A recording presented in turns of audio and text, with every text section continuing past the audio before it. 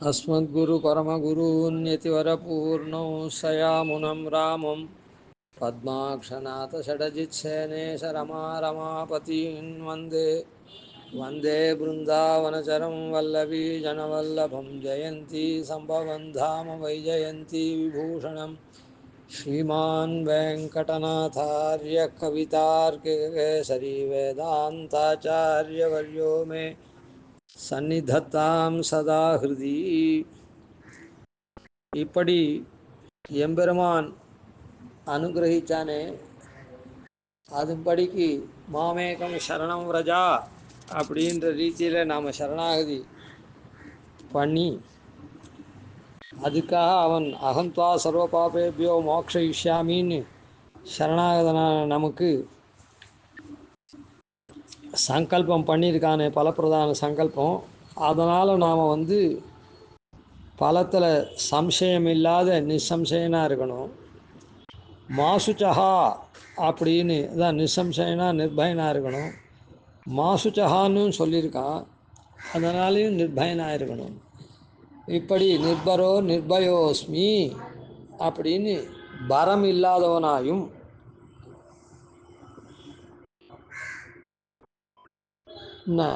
பயம் இல்லாதவனாகும். மாசுச்சஹான்னு சொன்னதுனால நிர்பரனாக இருக்கணும். சரணாகதி பண்ணிட்டதுனால எந்த விதமான சம்சயமும் அகந்த்வா சர்வ பாபேபியோ மோக்ஷிஷ்யாமின்னு சொன்னதுனால சம்சயம் இல்லாத நாம் இப்படி இருக்கணும். நிர்பரோ நிர்பயோஸ்மின்றத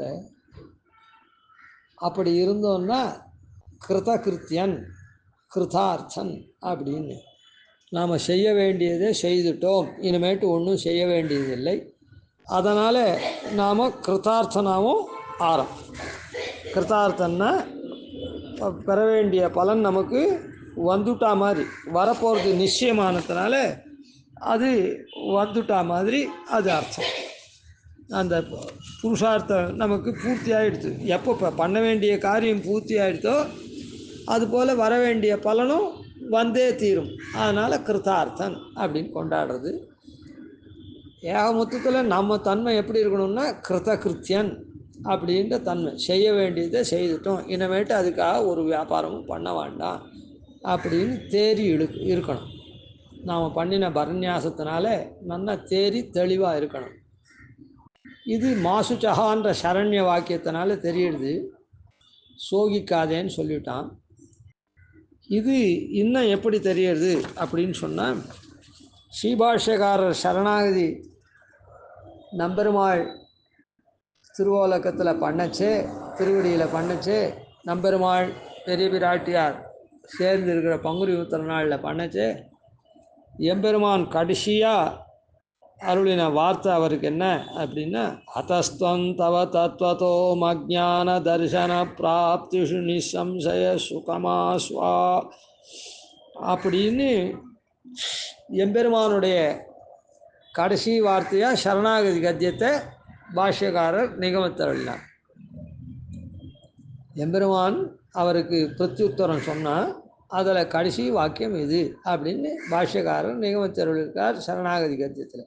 அத்தஹா த்வம் தவ தத்வதः மஜ்ஞான தர்சன பிராப்திஷு நிசம்சயः சுகமாஸ்வா. அத்தஹ நீ சரணாகதி பண்ணிட்டதுனால தவ உனக்கு தத்வதः மஜ்ஞானம் உள்ளபடி என்னை அறியக்கூடிய ஞானமும், தர்சனம் என்னை பார்க்கக்கூடிய தன்மையும், பிராப்திஷு என்னை அடையக்கூடிய விஷயத்திலையும், அதான் வைகுண்டத்தில் அடையக்கூடிய விஷயத்திலையும் நிசம்சயா சந்தேகம் இல்லாமையும் சுகமாஸ்வா சுகமாக இரு அப்படின்னு எம்பெருமான் சொல்லியிருக்கான். அதனால் நாம் எவ்வளோ அனாதி காலமாக இந்த சம்சாரத்தில் நாம் சஞ்சரித்து போயிருந்தால் கூட, இத்தனை நாளாக நாம் வாழ்ந்துட்டே இருந்தால் கூட, ஒரு சமயத்தை எதிர்பார்த்து பெருமாள் என்ன பண்ணால் ஒரு கிருபையை நம்ம இடத்துல செலுத்தி நாம் பண்ணின அஜ்ஞாத சுகிருத்தங்கள் அது இது எதையோ ஒன்று கணிசித்து திருமாலிரும் சோழமலை என்றேனென்ன திருமால் வந்து என் நெஞ்சு நிறைய புகுந்தான். திருமாலிரும் சோலைன்னு அவன் ஊரை சொன்ன உடனேவே அந்த எம்பெருமான் என்ன பண்ணிட்டான், அந்த திருமாலிரும் சோலையில் எப்படி வர்த்திக்கிறானோ அதுபோல் என் நெஞ்சு நிறைய புகுந்தான் அப்படின்ற ரீதியில் நமக்கு சதாச்சாரிய கட்டாட்சத்தை உண்டு பண்ணி அதனால் துவயோச்சாரணத்தை அவர் சொல்ல நம்ம சொல்லும்படி பண்ணியோ இல்லை நமக்காக அவரே சொல்லியோ எப்படியோ பிரபத்தி அனுஷ்டானத்தை நமக்கு உண்டு பண்ணி இதுக்கு மேலே நமக்கு ஒரு காரியமும் ஒன்றும் இல்லாத நம்முடைய நிகிரக ஏத்துக்கள் எல்லாத்தையும் நிகிரக ஏத்துக்களான பாப்பங்கள் எல்லாத்தையும் க்ஷமித்து தீர்ந்த அடியவர் தம்மை திருத்தி பணிகொள்ள வல்ல ஆர்ந்த புகழ் அச்சுதன்னு சுவாமி சாச்சாரே நம்மாழ்வார். அதை போல் எம்பெருமான் நம்ம ரட்சிக்கிறது தன்னுடைய பேராகவே. எப்படி நம்முடைய உடமையான அச்சேதனங்கள்லாம் இப்போ கார் அது இதெல்லாம் நாம் எப்படி அதை நன்னா மெயின்டைன் பண்ணுறோமோ ரட்சிக்கிறோமோ அதுபோல் நம்ம வந்து தானே ரட்சிக்கும் எம்பெருமானே ரட்சிப்பன் அப்படின்னு தேறி இருக்கணும். நாம் நிர்பரனாய் இரு, எந்த விதமான பொறுப்பும் இல்லாத பொறுப்பு நீங்கியவனாக இரு அப்படின்னு எம்பெருமான் ரங்கநாதன் ரங்கநாச்சியார் சேர்த்தியில் பாஷ்யக்காரருக்கு அருளினான். அதனால் நாம் வந்து கிருத்தகிருத்தியன், நாம் சரணாகதி பண்ணிட்டோம். எம்பெருமானுடைய அருள்னால நாம் அனாதி காலம் பாப்பத்தை பண்ணி இந்த சம்சாரத்தில் உழண்டிருந்தா கூட எம்பெருமான் ஏதோ நாம் பண்ணின ஒரு நற்காரியங்கள், சின்ன சின்ன நற்காரியங்கள், பேரை சொன்னான் ஊரை சொன்னான் அப்படின்னு வச்சா நம்முடைய பேரை சொல்லிட்டான், நம்முடைய ஊரை சொன்னான் இவன் அப்படின்னு ஏதோ திருவுள்ள பற்றி நம்ம ஆச்சாரியனுடைய சகாசத்தில் திருவடியில் விழ வச்சு அதன் மூலமாக அந்த எம்பெருமானுடைய திருவடியில் துவயோச்சாரணத்தை பண்ணும்படி பண்ணி அவன் தன்னுடைய திருவடியில் சேர்த்துட்டான். திருவடியில் சேர்த்துன்றதுனால அவனுடைய சொத்து அவனுடைய திருவடிக்கு போயிட்டதுனால இத்தனை நாளாக அகங்காரம் மமகாரம் கொண்டு நாம் அவன் சொத்து இல்லை நாமே ரட்சிச்சுப்போம்னு நினச்சிருந்தோம். அப்படி இல்லாத அவன் திருவடியில் போய் சேர்ந்துட்டதுனால எம்பெருமானே நம்மை ரட்சிப்பன் அப்படின்ற எண்ணத்தை கொண்டிருக்கணும். இதுதான் கிருத்தகிருத்தியனாக இருக்கிறது. பரநியாசத்தில் நமக்கு தெளிவு. இந்த கிருத்தகிருத்தியனுடைய லக்ஷணம், கிருத்தகிருத்தியன்றது நாம் எப்படி தெரிஞ்சுக்கலாம் அப்படின்னு சொன்னால், பிரபத்திக்கு முன்ன நாம் சோகிக்கணும். பிரபத்திக்கு முன்ன நாம் சோகிச்சிருந்தோம்னா இந்த பிரபத்திக்கு நமக்கு அதிகாரம் உண்டு. ஐயோ நாம் இந்த சம்சாரத்தில் பிறந்து இறந்து இப்படியே பண்ணிட்டுருக்குமே, இதுலேருந்து நாம் மீள மாட்டோமா, இது என்ன நம்ம வாட்டி எடுக்கிறதே, நமக்கு இதுலேருந்து ஒரு விடிவு காலம் உண்டாகாதா, நம்முடைய தன்மை அதாவது விசதமான ஞானம் இருந்தாலும் சரி, விசதமான ஞானம் இல்லைன்னா கூட பெருமாள் இப்படி மாறி மாறி நாம் இந்த சம்சாரத்தில் கஷ்டப்பட்டுருக்குமே, இதுலேருந்து ஒரு விடிவு காலம் பெருமாள் தரமாட்டாரா அப்படின்னு சாதாரணமாக நினச்சா கூட போகும்.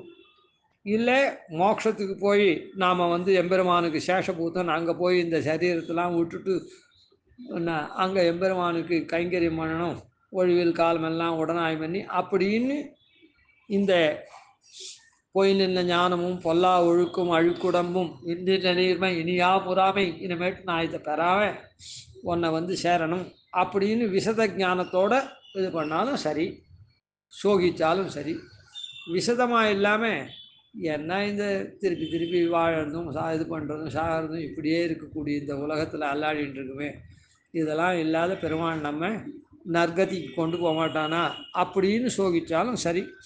ஆன மாதிரி சோகம் இருக்கிறது நமக்கு இந்த பிரபத்திக்கு நாம் அதிகாரி அப்படின்னு அர்த்தம்.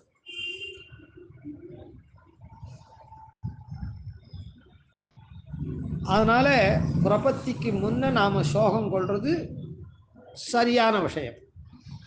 பிரபத்திக்கு அனந்தரம் நாம் சோகம் கொள்ளக்கூடாது. ஏன்னா பெருமாள் தான் சொல்லிட்டார். அத்தகா மாசுச்சகான்னு கண்ணன் கீதையில் சொல்லிட்டான். பாஷ்யக்காரர் மூலமாக நமக்கு நன்னா விசதமாக சொல்லியிருக்கான். அத்தகா துவம் தவ தத்துவத்தா ஞான தர்சன பிராப்திஷு நிசம்சய சுகமாசுவான்னு சொல்லியிருக்கான். அதனால் பின்னால் நாம் சோகமே பண்ணக்கூடாது. அப்படி நாம் சோகிச்சோன்னா என்ன ஆகும் அப்படின்னு சொன்னால், நாம் பண்ணின சரணாகதியில் நமக்கு விஸ்வாசம் இல்லை அப்படின்னு ஆயிடும். அந்த விஸ்வாசம் இல்லாத போயிடுச்சுன்னா எந்த ஒரு காரியத்தையுமே விஸ்வாசத்தோடு தான் பண்ணணும். அதுலேயும் இந்த சரணாகதின்றது முழுக்க முழுக்க முழுக்க பெருமாளுடைய கிருப்பையில் பெருமாள் நமக்கு சரண்யனாக இருந்து நமக்கு தஞ்சமாக இருந்து நம்ம காப்பாற்றுவான் அப்படின்றத எண்ணத்தை தவிர வேறு ஒன்றுமே கிடையாது. அதில் நாம் சந்தேகப்பட்டோம்னா அது பிரயோஜனம் இல்லை. அதனால் நம்ம இடத்துல அந்த விஸ்வாசம் இல்லாத போயிடுச்சுன்னா நாம் பண்ணின சரணாகதியே பலிக்காது.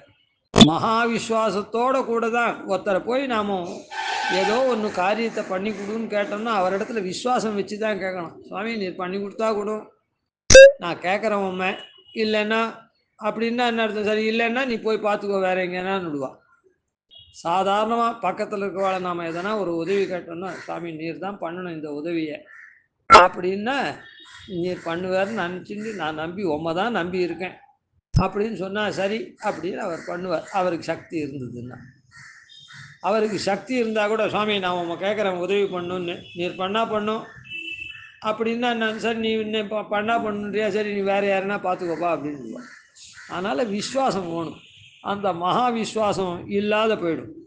பின்னால் நாம் சோகிச்சோன்னா ஐயோ நாம் பண்ண சரணாகதி என்னவோ பெருமாள் நமக்கு மோட்சம் தருவாரோ மாட்டாரோ அப்படின்னா அவன் சத்திய சங்கல்பனாயும் சர்வசக்தனாகவும் இருக்கக்கூடிய எம்பெருமான நாம சந்தேகப்பட்டுட்டோன்னா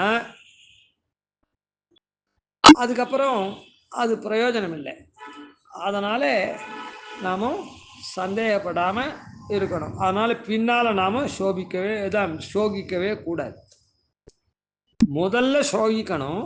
அப்போ தான் நமக்கு ஒன்றும் கைமுதல் இல்லையே, இந்த மாதிரி நாம் அல்லல் படுறதுலேருந்து மேலறதுக்கு என்ன பண்ணணும், பெருமாள் திருவடியே தஞ்சம்னு விழுவோம்.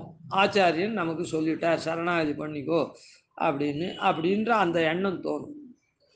அப்போ சோகம் இல்லைன்னா நாம் நன்னா தான் வாழ்ந்துட்டுருக்கோம், கார் பங்களாவோடு நாம் சௌக்கியமாக தான் இருந்துட்டுருக்கோம். இல்லைன்னாலும் கூட கஞ்சியை சாப்பிட்டா கூட ஒன்றும் கடன் அதெல்லாம் ஒன்றும் இல்லாத சுகமாக இருக்கும்பா, சாப்பிட்றேன் நன்னா தூங்குறேன் நன்னா அதுக்கு போகிறோம் ரொம்ப சௌக்கியமாக இருக்கேன் அப்படின்னு நினச்சாலும் இந்த மாதிரி இந்த அல்லல் படுறது, இந்த சரீரம் அல்லல் படுத்துறது அப்படின்னு தெரியாததுனால இந்த சரீரத்தெல்லாம் விட்டுட்டு பெருமாள் அடையணும்னு தோணவே தோணாது. அதனால் அதுக்கு உபாயத்தை தேடவும் முடியாது. ஆச்சாரியன் சொன்னாலும் அந்த உபாயம் நமக்கு ஏற்காது. அதனால் நாம் என்ன பண்ணணும், பெருமாள் கீதையில் விபவ அவதாரத்தில் கண்ணன் சொன்னபடிக்கும் அர்ச்சாவதாரத்தில் நம்பெருமாள் சாதித்தபடிக்கும் அதை பாஷ்யக்காரர் நமக்கு காட்டினபடியில் நாம் பின்னால் சோகம் இல்லாமல் இருக்கணும். அதுதான் கிருத்தகிருத்தியனுக்கு உண்டான லட்சணம். அதனால் நாம் சோகத்தை கொள்ளாத இருந்து கிருத்தகிருத்திய லட்சணத்தை கொண்டோன்னா அந்த முன் சொன்ன சொனிஷ்டாபிஜானம் அதெல்லாம் இருந்து நாம் அந்த நம்முடைய தன்மையில் ஸ்வரூப நிஷ்டனாகவும் உபாய நிஷ்டையை உடையவனாயும் புருஷார்த்த நிஷ்டையை உடையவனாகவும் இருந்து நாம் எம்பெருமானுக்கு இங்கேயே நம்ம அவன் கொண்டாடும்படியாக, அதாவது ஞானின்னு கொண்டாடும்படியாக நம்ம அருளுவன். அவன் கொண்டாடுறது எல்லாருக்கும் நமக்கும் தெரியும், பிரத்தியாருக்கும் தெரியும். அந்த மாதிரியான தசையில் நாம் பிரபன்னனா வாழ்வோம். கவிதார்க்கிய சிம்மாய கல்யாண குணசாலினே ஸ்ரீமதே வெங்கடேஷாய வேதாந்த குரவே நமः.